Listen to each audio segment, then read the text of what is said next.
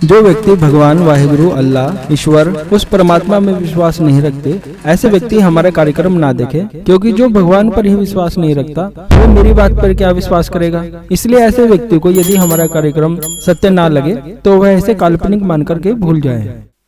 जो व्यक्ति बहुत ही ज्यादा गरीब हैं, दुखी हैं, लाचार हैं और जिनके पास में पूजा पाठ साधना करने के लिए पैसे भी नहीं है, यंत्र माला खरीदने के पैसे भी नहीं है, जो बहुत ही ज्यादा परेशान हैं, दुखी हैं और जो व्यक्ति चाहते हैं कि उनको गड़ा खजाना मिल जाए, आकस्मिक रूप से बहुत ज्यादा धन की प्राप्ति हो जाए, वह तुरंत अमीर बन जाए, धन दौलत उनके पास बहुत ही ज्यादा आ जाए, अपार धन का भंडार उनके हाथ लग जाए, किस्मत एकदम से चमक जाए, रंग से राजा बन जाए, तो ऐसे व्यक्तियों के लिए ही आज मैं यह प्रयोग बता रहा हूँ। इस प्रयोग में आपको ना तो किसी यंत्र की आवश्यकता है, ना ही किसी माला की आवश्यकता है, केवल आपको मंत्र का जाप करना है, जो विधि मैं आगे बताऊंगा उस विधि से।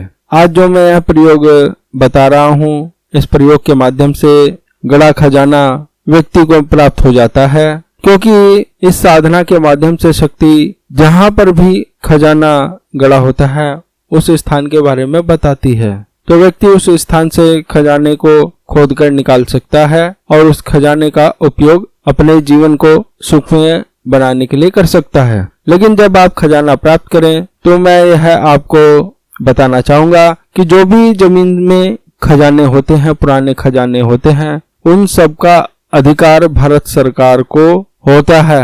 आप यह ध्यान रखें। तो जो भी खजाना आपको प्राप्त हो उसकी सूचना आप सरकारी दफ्तर में जाकर के जरूर दे दें। यह तो सभी लोगों को ज्ञात है। यक्ष कुबेर देवता धन के अधिपति माने गए हैं, अपार धन संपदा के स्वामी हैं, आकस्मिक रूप से धन प्रदान करने वाले हैं, स्वर्ण का भंडार जिनके चरणों में लगा रहता है। ऐसे यक्ष कुबेर की आज मैं आपको एक साधना बता रहा हूँ। यह प्रयोग आपको पूर्णिमा के किसी भी शुक्रवार से शुरू करना है।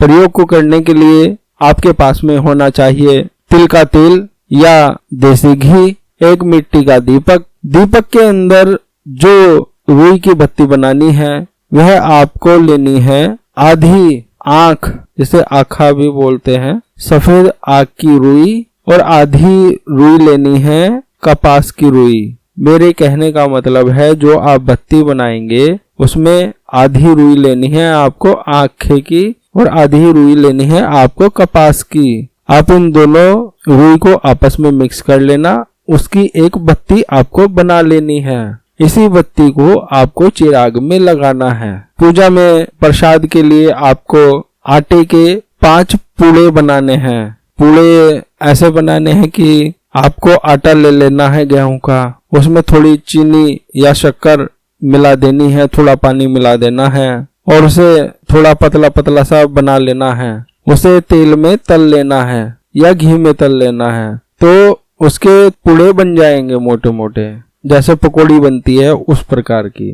तो आपको यह 5 पूड़े बना लेने हैं पूजा में रखने के लिए। आप कोई भी एक फल ले सकते हैं, कोई भी ले सकते हैं। सिंदूर आपके पास में होना चाहिए, पूजा में इसका प्रयोग भी करना है।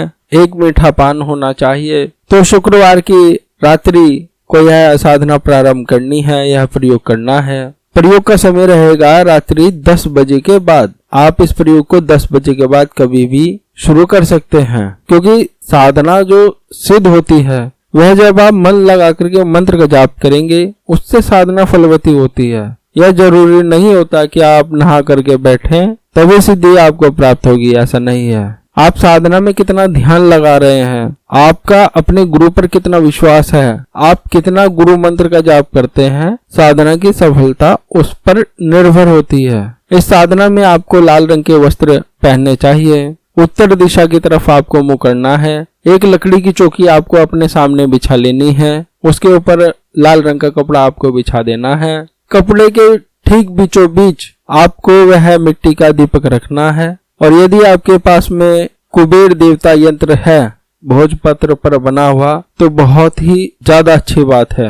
यह यंत्र आपको अपने गुरु से भी प्राप्त हो सकता है। और लेकिन यदि आपके पास में यंत्र नहीं है तब भी आप इस साधना को कर सकते हैं। लेकिन यंत्र है तो बहुत ही ज्यादा अच्छी बात है। यंत्र है तो आपको यंत्र के ऊपर उस दीपक को, चिराग को रख देना है। और यदि यंत्र नहीं है तो आप खाली चौकी के ऊपर ही दीपक को रख दीजिए। उसमें तिल का तेल या घी दोनों में से कोई भी आप डाल दीजिए। उसके बराबर में आपको जल का एक लोटा रखना है। दीपक के ठीक बराबर में आपको वह पूड़े रखने हैं प्रसाद के लिए, और एक कोई भी फल रख देना है। अब सबसे पहले आपको अपने गुरु का ध्यान करना चाहिए, जो भी आपके गुरुजी हैं, और गुरु मंत्र का जाप करना चाहिए। आप यह भी जान लीजिए, यदि आप दिव्य शक्ति, दिव्य दर्शन, सिद्धि प्राप्त करना चाहते हैं तो सबसे पहले आपको एक सिद्ध गुरु से गुरु दीक्षा लेनी होगी। ऐसा नहीं करना है कि किसी भी व्यक्ति से आपने गुरु मंत्र ले लिया और उसका ही जाप करने लगे। गुरु कैसा होना चाहिए, गुरु मंत्र से किस प्रकार से आपको लाभ होगा, गुरु संप्रदाय किस प्रकार से होता है, किस प्रकार से हम उनसे जुड़ सकते हैं, ज्यादा जानकारी के लिए आप यह वीडियो देखिए जिसका नाम है गुरु दीक्षा किन लोगों को लेनी चाहिए, गुरु दीक्षा किन लोगों को नहीं लेनी चाहिए। यह वीडियो का नाम है, आप इस वीडियो को देखिए। बहुत से लोग यह सोचते रहते हैं कि हमें यंत्र माला से साधना करनी चाहिए या बिना यंत्र माला से साधना करनी चाहिए। तो इसके लिए भी मैंने एक वीडियो बनाई है जिससे कि आपको ज्यादा जानकारी मिले। आप इस वीडियो को देखिए जिसका नाम है किन लोगों को यंत्र माला से साधना करनी चाहिए, किन लोगों को यंत्र माला से साधना नहीं करनी चाहिए। और साधना में सबसे बड़ी गलती तो यह हो जाती है कि जब आप साधना करते हैं, मंत्र का जाप करते हैं और अंत में जब हवन आदि की प्रक्रिया करते हैं तो आप बाजार से वही सड़ी गली सामग्री का पैकेट ले आते हैं जो कि लकड़ियों का बुरादा होता है। आरा मशीन जहाँ पर लकड़ी की कटाई होती है या लकड़ी फर्नीचर का काम होता है, जहाँ पर बुरादा निकलता है, उसी गंदी लकड़ी के बुरादे से ही हवन सामग्री निर्मित कर दी जाती है। बहुत सी, सभी को नहीं कह रहा हूँ मैं, बहुत सी कह रहा हूँ। अधिकतर मार्केट में ऐसी गंदी ही सामग्री मिलती है। अब कोई व्यक्ति इस प्रकार का तो मुझे नहीं लगता कि वह आपके लिए अच्छी साफ साफ जड़ी बूटी इकट्ठा करेगा, स्वच्छता के साथ में उसका निर्माण करेगा और फिर वह पैकिंग करके हवन सामग्री को बेचेगा। तो ऐसी गंदी हवन सामग्री से हवन करने से लाभ के स्थान पर हानि ही होती है, नकारात्मकता ही फैल जाती है। इसकी ज्यादा जानकारी के लिए आप यह वीडियो देखिए जिसका नाम है इसे जलाने से सभी देवी देवता होंगे खुश। इसमें धूप का भी बताया गया है, किस प्रकार से आपको धूप जलानी चाहिए, किस प्रकार की हवन सामग्री से आपको हवन करना चाहिए, यह बताया गया है। तो हमने तीनों की जानकारी के लिए वीडियो बना दी है, आप इन्हें देख सकते हैं। देखिए, किसी भी साधना में सफलता का राज है गुरु मंत्र, गुरु दीक्षा। यदि आपने गुरु मंत्र लिया है और आप उसका जाप करते हैं तो निश्चित रूप से आपको साधना में सफलता मिल जाती है। लेकिन यदि आपका कोई गुरु नहीं है, गुरु मंत्र आपके पास में नहीं है, या आपने किसी ऐसे ही व्यक्ति को गुरु बना लिया है और यूं ही गुरु मंत्र का जाप कर रहे हो, तो उससे तो कुछ भी आपको प्राप्त नहीं होगा, केवल और केवल समय ही बर्बाद होगा।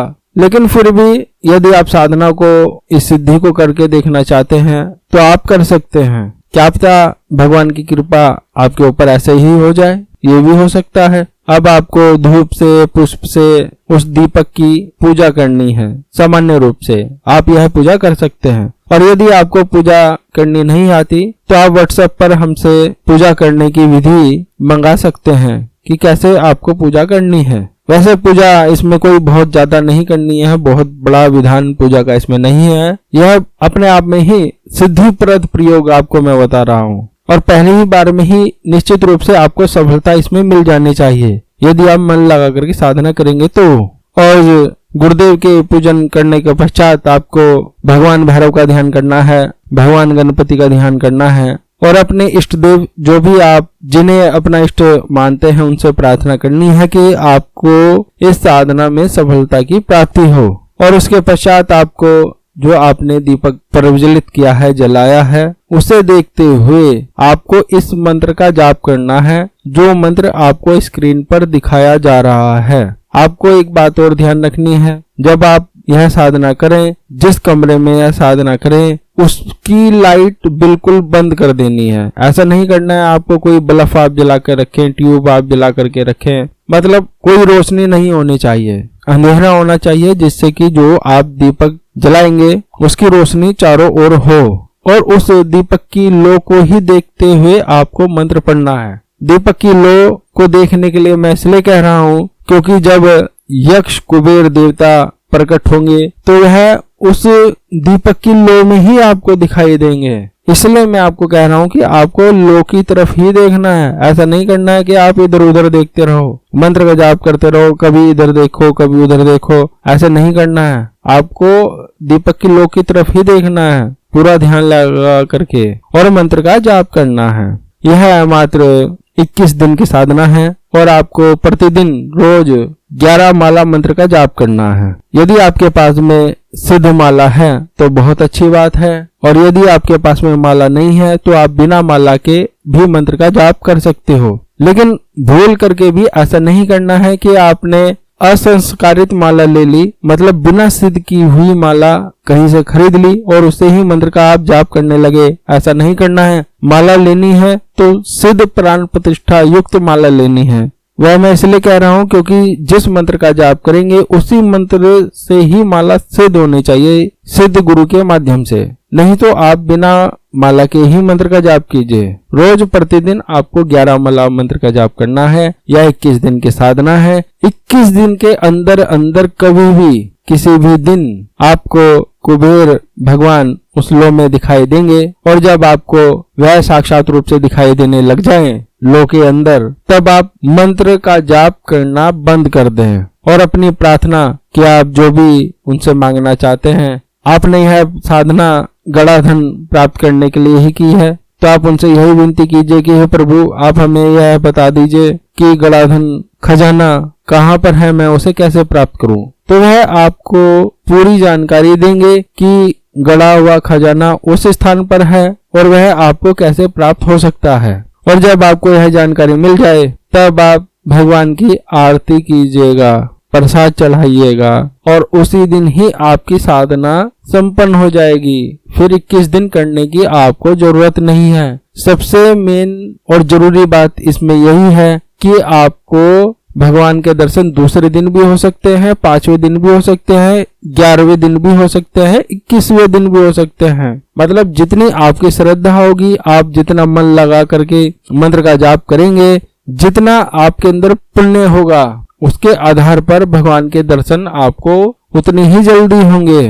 और जब आपको भगवान के दर्शन हो जाएं, तब आपको आगे साधना करने की जरूरत नहीं है। यदि आपको फिर भी कोई बात समझ में नहीं आए, तब आप व्हाट्सएप पर हमसे लिखकर जानकारी मांग सकते हैं। आप सभी को भगवान शिव की कृपा प्राप्त हो, उनका आशीर्वाद प्राप्त हो, ऐसी मैं कामना करता हूँ। शंभु महादेव भोलेनाथ।